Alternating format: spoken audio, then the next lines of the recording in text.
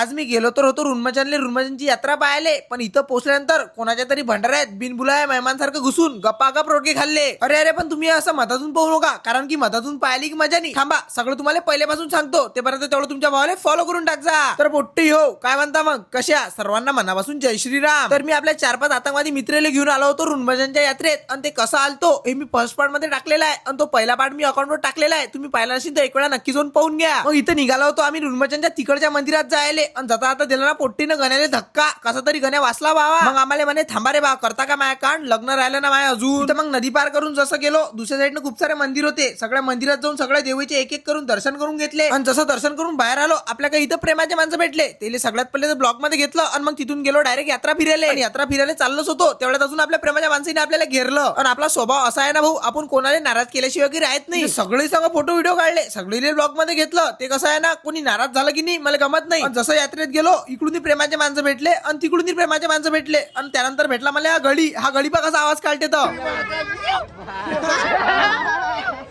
इथं मग यात्रा फिरतच होतो, तेवढ्यातच मला इथं तेजस दिसला. तोच बरा, तो खतरनाक प्रँक करते की नाही. तो थोड्या वेळ इथं त्या बोललो, आणि मग गेलो एका बिनबुलाया भंडाऱ्यात जेवण करायला. आता इथं आपल्याला बोलावलेलं तर नव्हतं, पण आपल्या हा ताईच्या घरचाच भंडारा होता. आणि मग तुम्हाला तर माहितच आहे, तुमचा भाऊ फुकटचं, बाकीचं पुढचं मला सांगायचं काम नाही. मग आपले सगळे पोट्टे एवढ्या ताकदनं जेवण करायला भिडले की तुम्हाला काय सांगू. शेवटी मला त्याला चुपचाप मध्ये सांगा लागलं, अरे बस झालं रे, म्हटलं उठा लवकर, आपल्या घरचा काही भंडारा नाही. पण हा गण्यात काही ऐकायची गोटच नाही घेत जाय. 10 दिवसाचा एकट्टा जेवून घेतो म्हणे. अर्ध्याचा 1 घंटा झाला, पण ते काही उठायचं नाव नाही घेतात. शेवटी मीच उठलो बाबा, आणि चुपचाप मध्ये ड्रोन फ्लाय केलं. आणि मला तर वाटते माझ्यापेक्षा जास्त लोक माझ्या ड्रोनलेच ओळखतात, कारण की ड्रोन जसं उडवलं पुरी गर्दी माझ्या आजूबाजू जमा झाली. उतरवलं बाबा ते ड्रोन, आणि त्यानंतर मग आपले हे तुम्हीच पाहून घ्या आता व्हिडिओच्या माध्यमातून. आपल्याला जे जे प्रेमाचे माणसं भेटले सगळेले घेतलं, कोणालाच नाराज करायचं काम नाही, कारण की भाऊ एकही जण सुटला तर मग ते ते राहा. मग तुम्ही म्हणसान ब्लॉक बोर मारू राहिला, तरी तुम्ही पाहून घ्या आता एक एक एक एक एक एक करून जे जे लोक भेटले सगळेले ब्लॉक मध्ये घेतलं. आणि मी काय म्हणतो, जे जे लोक ब्लॉक मध्ये आले लवकर ताकद व्हिडिओ शेअर करा, नाही तर तुम्हाला मी घरी येऊनच मारतो आता.